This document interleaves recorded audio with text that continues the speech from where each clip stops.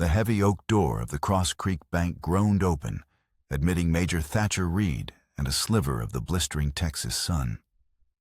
Dust fine as powdered bone swirled at his heels, the alkaline scent of it a constant reminder of the parched land outside. He moved with a deliberate, weighted gait, the kind of stillness that comes after too much motion, too much war. His left arm, his only arm, held a small canvas pouch containing the meager profits from a sold bull. It was a rare trip to town, a necessary evil to keep freedom's edge his solitary homestead solvent. The bank was a bastion of cool, shadowed quiet. Thatcher nodded curtly to the teller, a young man with a nervous twitch, and waited his turn. His gaze swept the room, a habit ingrained at Antietam and never lost. Two ranchers argued in low tones over a loan. A woman in a faded calico dress counted coins with painstaking slowness. And in the corner, a town judge, Wallace, conferred with a land agent, their heads close together in a conspiratorial whisper. Thatcher's eyes lingered on them for a moment, a flicker of distaste crossing his scarred face before he dismissed them. He was next. He stepped to the window, placing the pouch on the worn marble counter. Deposit for Thatcher Reed, he said, his voice a low rumble that seemed to vibrate in the floorboards. The teller jumped, startled by the Major's proximity. Yes, sir, Major Reed. It was then that the quiet shattered. The front door flew open with a violent crash, and three men burst in bandanas pulled high over their faces, revolvers leveled. Panic erupted. The woman screamed, dropping her coins in a scattering clatter. The ranchers threw their hands in the air. Judge Wallace, however, merely straightened his tie, a flicker of something other than surprise in his eyes. A fourth man followed, moving with an unhurried, predatory grace. He wore a worn Confederate captain's coat, a long, pale scar tracing a path from his ear down his neck. Harlan Coyle. He didn't bother with a mask. His authority was his disguise. Ladies and gentlemen, Coyle's voice was a smooth, chilling drawl, laced with false Southern charm. This is a matter of fiscal redistribution. Your cooperation will ensure it remains a bloodless transaction. As his men herded the customers against the wall, one of the robbers shoved Thatcher hard from behind. Unbalanced, Thatcher stumbled, his good arm flailing. He went down, his head striking the marble floor with a sickening crack. The world swam in a gray haze. From the inner pocket of his coat, something small and heavy slipped free, skittering across the polished floor with a metallic whisper. A silver locket. It slid to a stop near Coyle's boots, flipping open from the impact. The tiny hand-painted portrait inside faced upward, a boy of 5, with fair hair and eyes as blue as a Texas sky. Joshua. Coyle, who had been overseeing the robbery with a detached air of command, froze. His eyes dropped to the locket. The mask of cool control vanished, vaporized in an instant. His jaw clenched so tight the scarred tissue on his neck went white. His hand resting on the butt of his pistol trembled. It wasn't the cold calculation of a thief. It was a tremor of pure, unadulterated hatred. His gaze snapped from the portrait of the boy to the dazed, one-armed Union veteran on the floor. And in that single venomous glance, a story far older and deeper than a simple bank robbery was told. This wasn't about money. This was personal. This was a reckoning. The botched robbery left Cross Creek trembling not just from the violence, but from the chillingly personal fury Thatcher Reed had seen in Harlan Coyle's eyes. The town itself seemed to hold its breath. It was a place of tenuous balances where the alkaline scent of dust hanging in the air was thick with unspoken histories, and the weary groan of wagon wheels sang a constant lament for better times. Sunlight glinted off the tarnished star of Judge Wallace, a man whose sense of justice shifted with the highest bid. Cross Creek was a town that preferred its ghosts to stay buried. Thatcher's ghost had just been violently disinterred on the floor of the town bank. He rode out of town with a knot of cold dread in his stomach, the silver locket now securely tucked away, its cool weight a constant reminder of the loss that defined him. He was a respected man in the way a slumbering wolf is respected, feared left alone, his solitude a warning. He was the one-armed Union veteran, a living monument to a war many in this corner of Texas preferred to forget. His homestead, nestled in a valley north of town, was called Freedom's Edge. It was less a home and more a self-imposed exile, a fortress of solitary penance, built log by careful log, a place where he could wrestle with the specter of his lost son Joshua. Miles away, in a small dusty room behind Reverend Abernathy's church, another ghost was being tended to. Clara, all of 12 years old, but with the ancient, wary eyes of a hunted animal, sat on a stool, her small hands twisting a loose thread on her tattered dress. She was an orphan left in the Reverend's care after her mother Lita had been taken. Men had come promising good work, a new life. It was a lie Clara had seen swallow too many.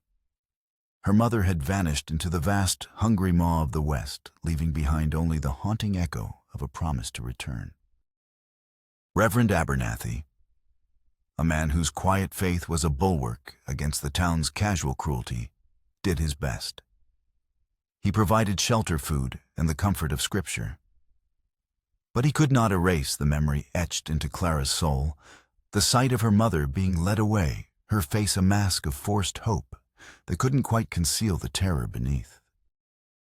The fragile peace of both their worlds was about to be shattered by the same man. A week after the bank robbery, Harlan Coyle, flanked by the officious Judge Wallace, arrived at the church.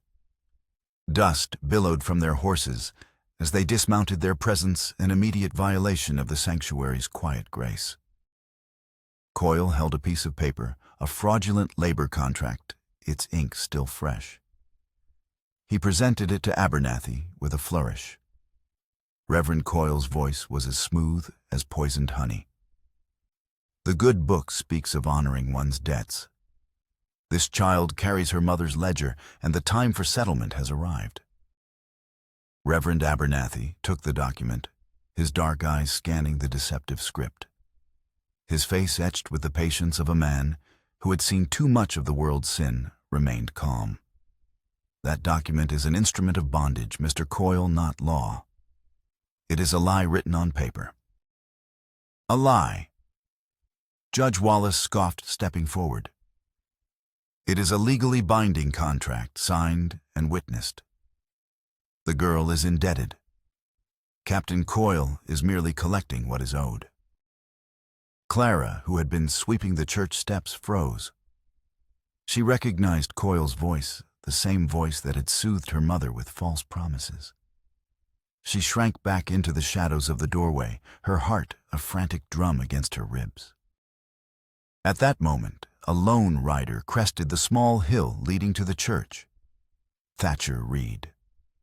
He had come to deliver a tithe of smoked meat and flour, a silent acknowledgement of the only moral authority he recognized in this town. He saw the horses, saw Coyle and Wallace on the porch, and his body went rigid. He dismounted slowly, his movements economical and dangerous. He didn't draw his Remington, but his hand rested near it, a casual promise of violence. He walked toward the church, his one-armed silhouette a stark figure of judgment against the harsh afternoon sun. Coyle turned a slow smile spreading across his face. Well, look what the wind blew in. Major Reed gracing us with his righteous presence. Thatcher ignored him. His eyes found Clara hiding in the doorway, saw the raw terror on her face, and something deep within him, a protective instinct he thought had died with his son, roared to life. He stepped onto the porch, positioning himself between the men and the child. "What business do you have here?" Coyle Thatcher's voice was quiet, but it cut through the thick, hot air. "Official business, Major. We've come for the girl. She has a debt to pay." Coyle brandished the contract. Thatcher didn't even glance at the paper. His gaze remained locked on Coyle's. The girl stays. The word simple and unadorned hung in the air like a death sentence. Judge Wallace bristled. On what authority, Reed? This is a legal matter. It's a moral matter. Thatcher countered, his voice dropping lower. He finally looked at Wallace, his eyes filled with a contempt that made the judge flinch. And my authority comes from the fact that I won't stand by and watch another child be sold. Coyle's smile faltered, replaced by the same cold fury Thatcher had seen in the bank. This doesn't concern you, Yankee. You made it my concern when you stepped on this church's porch, Thatcher said. He took a half step back closer to Clara. You made it my concern when I saw the fear in her eyes? He paused, his voice now a low, dangerous whisper. And you made it my eternal concern the day you took my son. The direct mention of Joshua hit Coyle like a physical blow. The color drained from his face, replaced by a mottled, furious red. The pretense of legality evaporated. This was now what it had always been between them, a raw personal war. You have no right, Coyle snarled. Thatcher's gaze was unwavering. The girl stays, he repeated. Then he added the words torn from the deepest part of his soul, because men like you have taken enough. Reverend Abernathy stepped forward, placing a hand on Clara's shoulder. She is under the protection of this church, and under the protection of Major Reed. Coyle looked from Thatcher's unyielding face to Abernathy's quiet resolve, and then to the simmering anger of Judge Wallace. He knew he couldn't win this fight here, not without revealing the true ugly nature of his business. He snatched the contract back. This is not over, Reed, he hissed, his voice trembling with suppressed rage. The law will see this settled. Your law, Thatcher said, is not the only one in this land. Coyle and Wallace mounted their horses and rode away, leaving a cloud of angry dust in their wake.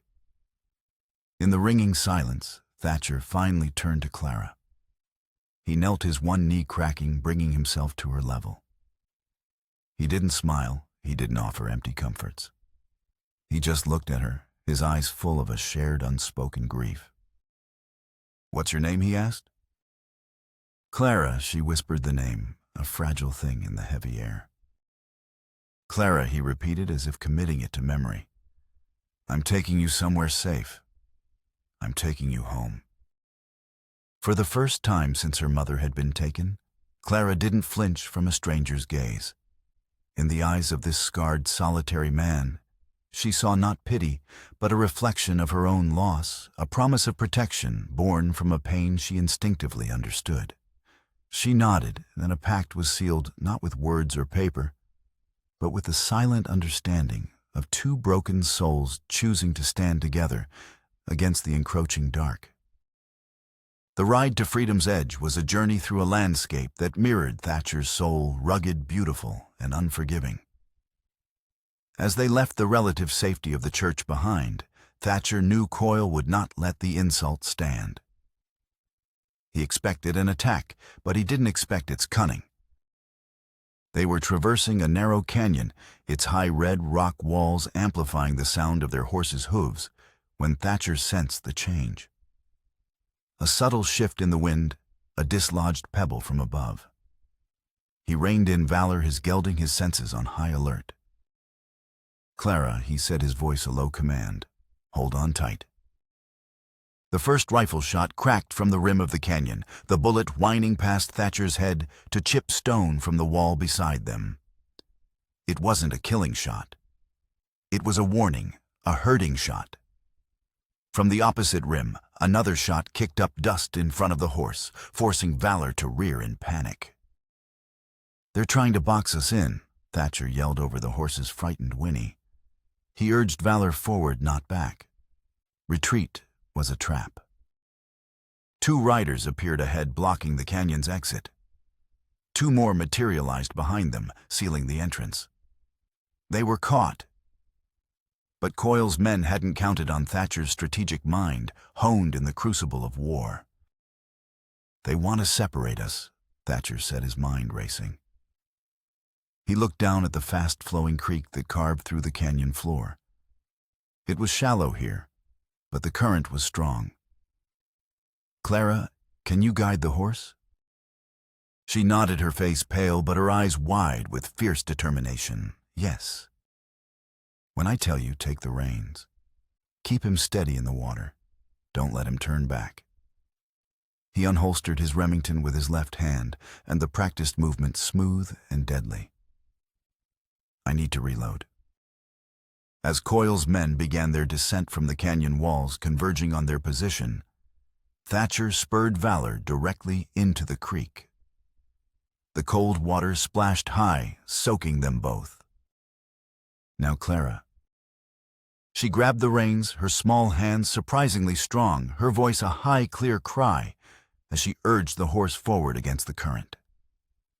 The horse, sensing her resolve, plunged ahead. This was Coyle's first mistake. He had assumed the girl was mere baggage. He hadn't realized Thatcher had already begun to make her a soldier. The men on the bank opened fire, their bullets splashing in the water around them. Thatcher, freed from guiding, the horse turned in the saddle. He didn't fire wildly. Each shot was deliberate, aimed not to kill, but to disable. He aimed for horses, for shoulders, for hands holding rifles. A rider's horse screamed and went down, throwing its owner. Another man cried out, dropping his rifle, as a bullet tore through his arm. "There," Clara shouted, pointing ahead.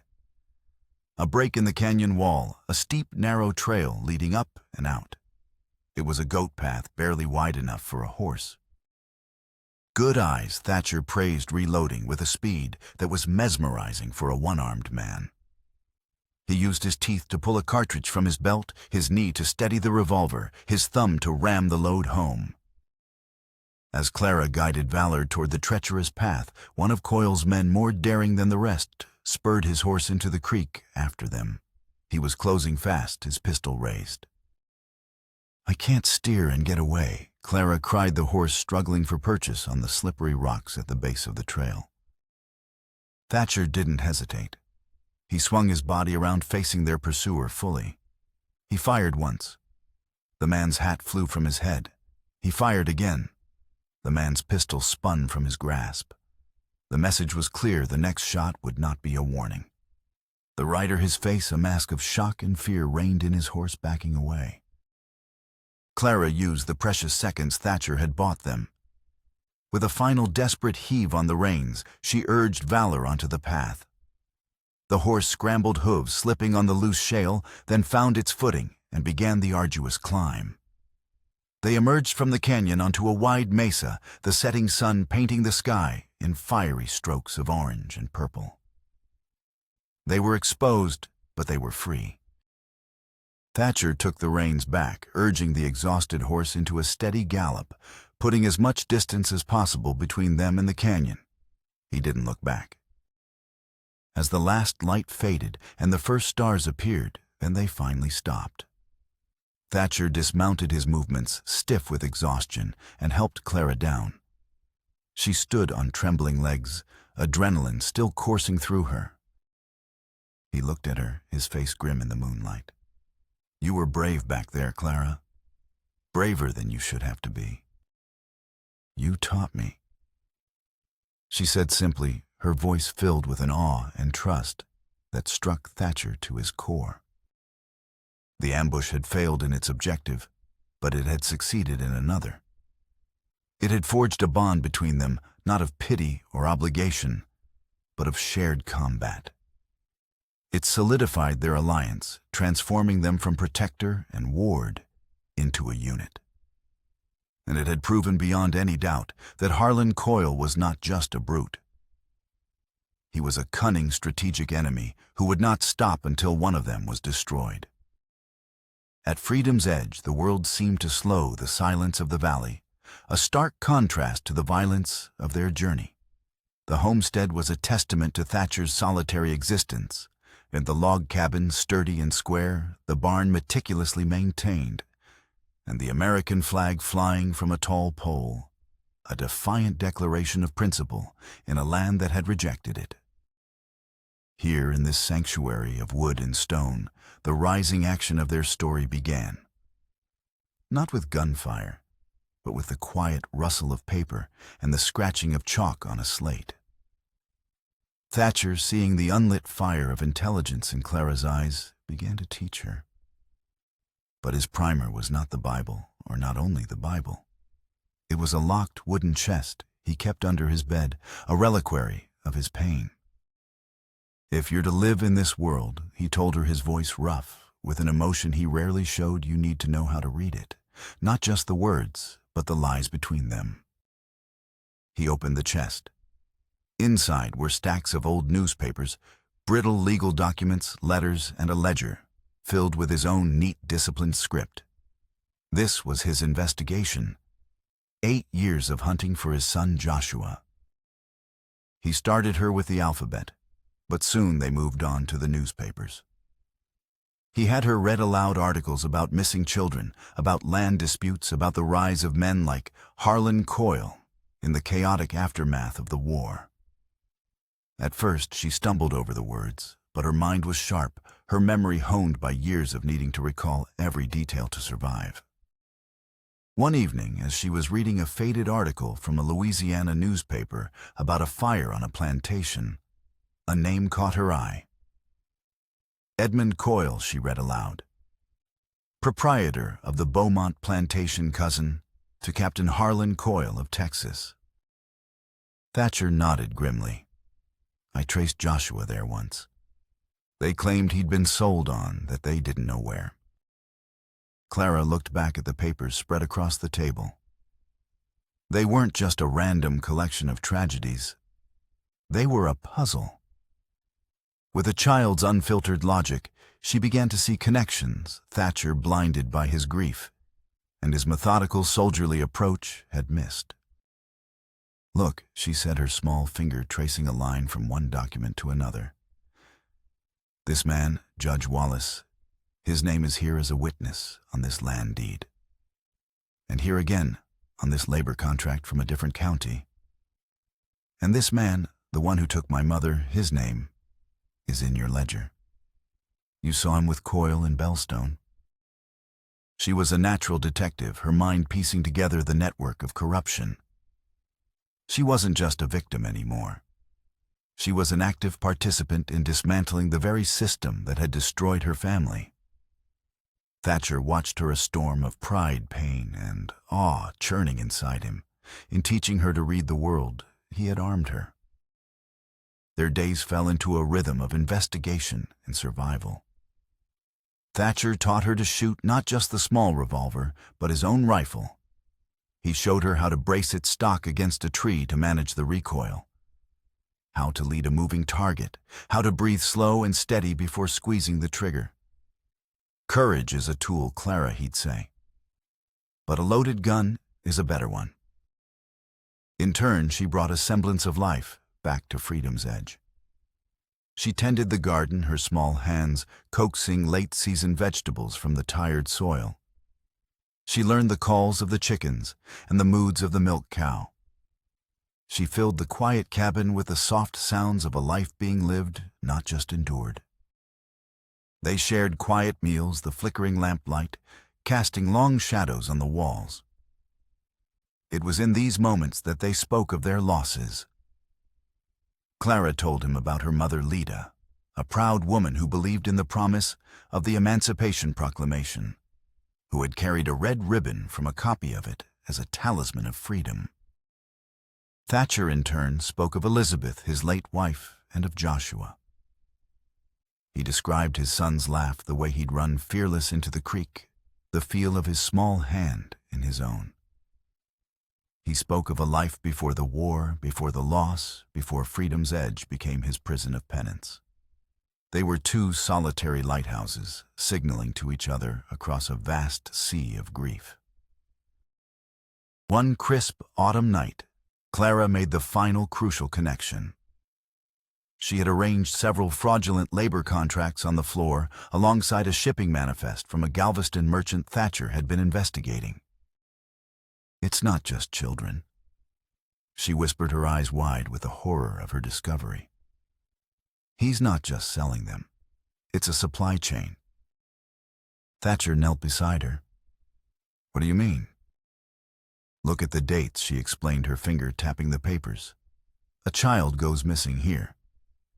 2 weeks later, this manifest shows a shipment of goods to Beaumont Plantation in Louisiana. The numbers match. He's not selling them one by one. He's filling orders for his cousin. The truth settled in the room, cold and heavy as a tombstone. Harlan Coyle wasn't a petty kidnapper. He was a purveyor of human lives, a monster running a network that stretched across states protected by corrupt officials like Judge Wallace. And at the heart of it in Louisiana was the plantation where Joshua might still be. The investigation had transformed them. Clara was no longer a frightened girl, but a sharp-witted analyst, her thirst for justice overriding her fear. And Thatcher was no longer just a grieving father. He was a man with a target, a plan, and a formidable new ally. The quiet days of rising action were over. They now had the knowledge to act, but knowledge in this world was the most dangerous weapon of all. The attack came at dusk without warning. The setting sun bled across the horizon, silhouetting the riders as they crested the ridge overlooking freedom's edge. It was not a small raiding party this time. It was an army. At its head was Harlan Coyle. Thatcher and Clara had been in the barn finishing the evening chores. The sudden, frantic barking of Thatcher's dog Blue was their only alarm. Thatcher grabbed his rifle from its pegs by the door and peered out. Inside the house, he ordered, his voice tight. Now. They sprinted across the yard as the first shots rang out, bullets thudding into the logs of the cabin. They barricaded the door, just as Coyle's men swarmed the homestead, taking cover behind the corral, the woodpile, the very land Thatcher had so painstakingly tamed. The fight was fierce, a desperate battle for survival. Thatcher fired with deadly precision from the windows, his one-armed reloading a fluid, terrifying dance of efficiency. Clara, her fear a cold knot in her stomach, took up a position at a rear window, and the small revolver clutched in her hands, covering their flank. For an hour they held them off the cabin, a small island of defiance in a sea of violence. But they were outnumbered, and Coyle was patient. As darkness fell, a lull settled over the valley, the air thick with the scent of gunpowder and the tension of what was to come. It was then that Coyle's voice echoed from the darkness, no longer the smooth drawl of a conniving politician, but the raw, guttural roar of a man consumed by hatred. Reed, you think this is about the girl? You think this is about a worthless labor contract? Thatcher didn't answer, his eyes scanning the shadows for a target. This is about Elizabeth Coyle, screamed the name, a curse. My brother's wife, a good Southern woman you poisoned with your Yankee lies. You stole her, Reed. The word struck Thatcher harder than any bullet. He flinched, the memories of Elizabeth, her sad eyes, her gentle smile, her flight from a brutal marriage to Coyle's brother, flooding his mind. And for that, Coyle's voice dropped to a venomous whisper that carried in the still night air, I took your son as payment. An eye for an eye. A son for a soul. That is the justice of it, Reed. The only justice that matters. The personal nature of Coyle's vendetta, now laid bare, changed everything. The chaos of the gunfight resumed with renewed ferocity, but now it was a battle between two men fighting for their twisted versions of honor and family. A bullet smashed through the window beside Thatcher, spraying him with glass and splintered wood. He cried out, stumbling back, his left shoulder pierced by a shard of flying wood. He was wounded, bleeding, and Coyle's men were closing in. The tunnel, he gasped, shoving the evidence box into Clara's hands. It was the locked chest now filled not just with his investigation, but with the new connections she had uncovered. The root cellar. Go now. I'm not leaving you. Clara cried, her face streaked with soot and tears. "You must," he insisted, pushing her toward the pantry. "This evidence, it's the only thing that can save Joshua. It's the only thing that can stop him. You have to get it to the federal marshals in San Antonio. Reverend Abernathy will know who to contact. Now go." He sacrificed himself. As Clara scrambled to open the trapdoor to the cellar, Thatcher staggered back to the front window, laying down a barrage of covering fire, drawing the attacker's attention to himself. The last thing Clara saw before she descended into the darkness of the tunnel was Thatcher standing defiant, a wounded lion, making his last stand to protect his cub.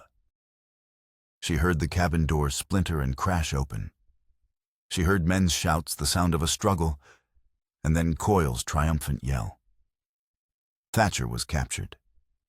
And she, a 12-year-old girl, was alone in the dark, the weight of 2 families, a hidden history of evil, and the last hope for justice clutched in her hands.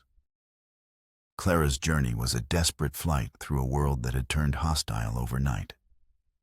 The darkness of the tunnel was absolute, the air thick with the smell of damp earth and fear. She crawled on hands and knees, the heavy evidence box scraping against the narrow passage, its weight a constant physical reminder of her promise to Thatcher. When she finally emerged, gasping into the moonlit creek bed, she was alone. The sounds of the battle at Freedom's Edge had faded, replaced by the chirping of crickets and the mournful hoot of an owl.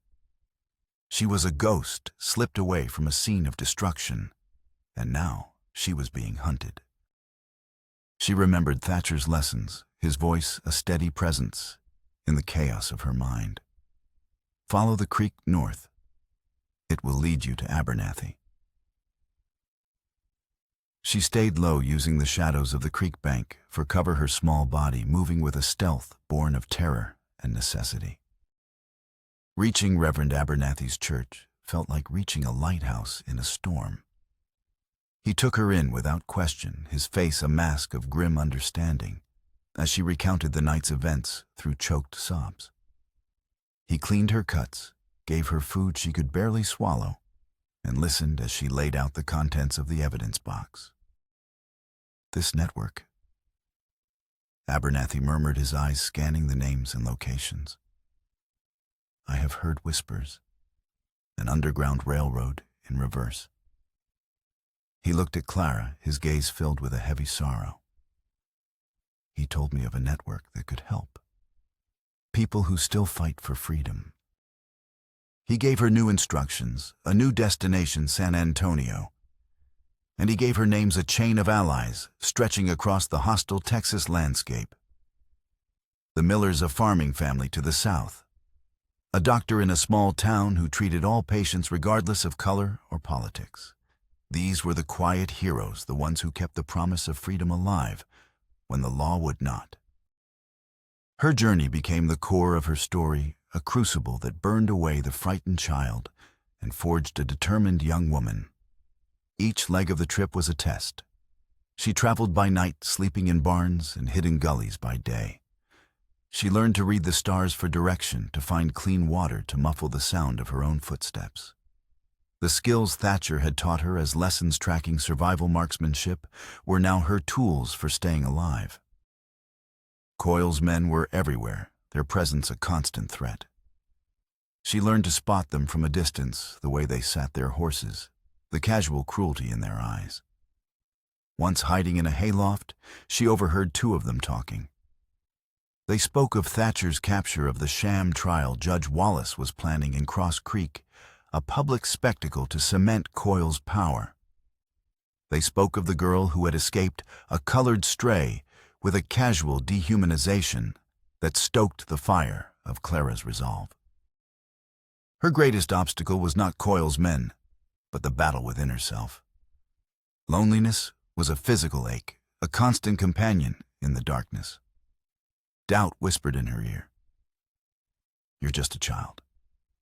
What can you do?" Fear was a cold hand that gripped her heart in the dead of night. But whenever despair threatened to overwhelm her, she would open the box. She would look at the names of the stolen children. She would trace the map leading to the Beaumont plantation. She would remember Thatcher's sacrifice. Her stop at the Miller farm was a brief, precious respite. They were a family who understood the risks, having helped escaped slaves before the war. Mrs. Miller, a woman with eyes that had seen too much sorrow, treated Clara not as a burden, but as a fellow soldier. She gave Clara a warm bed, a hot meal, and a fresh horse. Most importantly, she gave her information. She had a sister who had once worked at Beaumont Plantation. She confirmed it was a place of horrors run by Harlan's cousin Edmund. "You are doing God's work, child," Mrs. Miller told her, pressing a small bundle of food into her hands as she prepared to leave. "Don't let anyone tell you otherwise." The final leg of her journey was a race against time. Word of the impending trial in Cross Creek had spread. Clara pushed her horse and herself to the breaking point. She rode through exhaustion, through hunger, through the ever-present fear of capture. When she finally saw the outskirts of San Antonio, the sight of the federal courthouse was so overwhelming, she nearly wept. She had made it. She had carried the evidence, carried the hope, carried the memory of Thatcher's stand all this way. She was no longer the timid girl from Reverend Abernathy's church. She was a messenger, a witness, and she had come to demand justice. She found Marshal Samuel Jenkins, a man whose weary face was etched with integrity, and laid the evidence box on his desk. The frightened girl was gone. In her place stood a hero. The return to Cross Creek was a ride into the heart of the storm. Clara, now under the protection of Marshal Jenkins and his small, grim-faced posse of 4 deputies, felt a cold dread settle in her stomach. The town square was packed a grim festival of impending violence. At its center stood a newly built gallows, a stark promise of the morning's agenda. An ominous dark wall of clouds was building on the western horizon, a sandstorm brewing, mirroring the turbulent atmosphere in the town. Thatcher stood on the platform, his hands bound, his face bruised and swollen, but his posture unbroken. His wounded shoulder was crudely bandaged, and he leaned slightly, but his eyes, when they swept the crowd, were clear and defiant. Harlan Coyle stood before the gallows not as a defendant, but as a master of ceremonies. He was delivering a speech, his voice ringing with self-righteous fury. He wasn't speaking of law or justice. He was speaking of family honor, twisting his personal vendetta into a public cause. "This man," Coyle bellowed, pointing a finger at Thatcher, "is not just a Yankee criminal. He is a plague who came into our homes and broke the sacred bonds of family. This Yankee didn't just fight for the Union. He broke my family and stole my nephew's mother from a good Confederate home." The crowd murmured their sympathies, easily swayed by Coyle's poison. This was the primary twist of his narrative, the public justification for his private war. Marshal Jenkins and his men began to move in their hands on their pistols, but they were hopelessly outnumbered. "We need a diversion," Jenkins muttered to Clara, who rode beside him disguised in a stable boy's dusty clothes. Something to break their focus. Clara knew what she had to do. She slid from her horse, clutching a satchel containing key documents from the evidence box. She pushed her way through the hostile crowd, her small frame allowing her to move unnoticed. She broke through the front line, just as Coyle was signaling for the noose to be placed around Thatcher's neck. "Stop," her voice, though. A child's rang out with an authority that stunned the crowd into silence. All eyes turned to her. Coyle's face contorted with rage as he recognized her. The girl sees her. But Clara was already moving.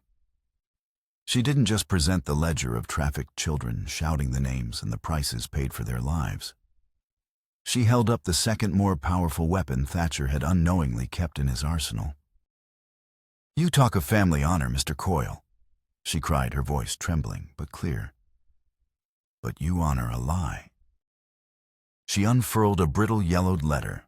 It was the hidden document from the very bottom of the evidence box, a letter Clara had found during her desperate journey, one Thatcher himself may have overlooked. "This is a letter from Elizabeth, your brother's wife, written before her death." Coyle's face went pale. This was the secondary twist, the one he never saw coming. "She writes of your brother's cruelty." Clara's voice soared, reading from the page. "He is a brute, a monster, who finds pleasure in pain. My marriage is a prison from which I must escape." She didn't flee with Major Reed. She fled to him for protection. He saved her life. A gasp rippled through the crowd. The moral certainty of Coyle's narrative shattered. He wasn't a grieving brother-in-law seeking justice. He was the protector of an abuser, his vendetta built on a foundation of lies. "She writes that you knew Clara delivered the final blow. Harlan knows of his brother's darkness, yet he does nothing. He values the family name more than my very life." The standoff was no longer about North versus South or law versus outlaw. It was a moral one. The townspeople, hearing the truth from Elizabeth's own hand, began to turn their murmurs, shifting from support for Coyle to disgust. It was at that exact moment the storm hit. The sky, which had been darkening for an hour, turned a terrifying shade of ochre. A ferocious wind tore through the square, ripping hats from heads and kicking up a blinding wall of sand. Chaos erupted. The crowd panicked, scattering in the face of the storm's fury. The sandstorm was the perfect diversion. In the swirling, gritty confusion, Marshal Jenkins and his men made their move. Gunshots cracked, but they were lost in the roar of the wind. Jenkins fought his way to the platform, cutting Thatcher's bonds. His deputies, using the storm as cover, rounded up a stunned Coyle and a terrified Judge Wallace. When the first furious blast of the storm subsided, the scene in the square had been irrevocably altered. Thatcher Reed was freestanding beside Marshal Jenkins, a pistol in his good hand. Harlan Coyle and Judge Wallace were in cuffs, their power broken, their lies exposed to the raw, scouring wind. The gallows stood empty, a monument to a justice that had been perverted and now finally reclaimed. In the quiet aftermath, as a gentle rain began to fall, washing the dust from the air, the town of Cross Creek felt cleansed. Thatcher was freed, his wounds tended to, by a town doctor who, moments before, had stood silently by, too afraid to intervene. The doctor's sudden courage was a small but significant sign of the shift that had occurred. The tyranny of fear that Coyle and Wallace had held over the town was broken. Clara and Thatcher shared their reunion, not in the chaos of the square, but in the quiet solitude of Reverend Abernathy's church. There were no grand words, no dramatic declarations. He simply looked at her, his eyes taking in the determined set of her jaw, the confidence in her stance. He saw that the frightened, wary orphan he had rescued was gone, replaced by the formidable young woman who had in turn rescued him. He placed his one good hand on her shoulder, a gesture of immense pride, gratitude, and love. It was enough. Marshal Jenkins arrived later, his face weary, but satisfied. With Elizabeth's letter and the rest of the evidence from that box, he said, nodding to the satchel on the pew, "Of the entire trafficking network will be dismantled. We have warrants for every man named in that ledger." He looked from Thatcher to Clara. "A team of federal marshals is being dispatched from San Antonio as we speak. Their first destination is the Beaumont Plantation in Louisiana." A flicker of hope, fierce and painful, ignited in Thatcher's chest. For the first time in 8 years, the search for his son felt like more than a ghost hunt. It felt real. "Thank you, Marshal," Thatcher said, his voice thick with emotion. Jenkins shook his head. "Don't thank me. Thank her. He looked at Clara with profound respect. She reminded us all what the law is supposed to be for. The journey back to freedom's edge was a quiet one. The homestead was scarred, the barn a blackened ruin, the cabin peppered with bullet holes. But it was still standing. It was still theirs. As they rode into the valley, they saw that they were not alone. Reverend Abernathy and several men from his congregation were already there clearing debris. Through their presence a silent promise of community and support. The work of rebuilding had already begun. Months later, Freedom's Edge was reborn. With the help of Reverend Abernathy and other townspeople who had been freed from Coyle's influence, the barn was rebuilt stronger than before. A new coat of whitewash covered the bullet holes in the cabin, like scars that had finally healed. The mood was one of peace, of quiet labor, of a future being built with hopeful hands. One evening, as the sun set, casting long, peaceful shadows across the valley, Thatcher and Clara sat on the newly repaired porch. The American flag, a fresh one sent by Marshal Jenkins, flew proudly from its pole. The air was cool, carrying the scent of pine and rich earth. Inside, on the mantel, Thatcher had placed the silver locket with Joshua's portrait. For years it had been a symbol of his grief, a private shrine to his loss. But tonight he did something different. He reached into his pocket and pulled out a small, intricately carved wooden horse, its lines smooth and perfect.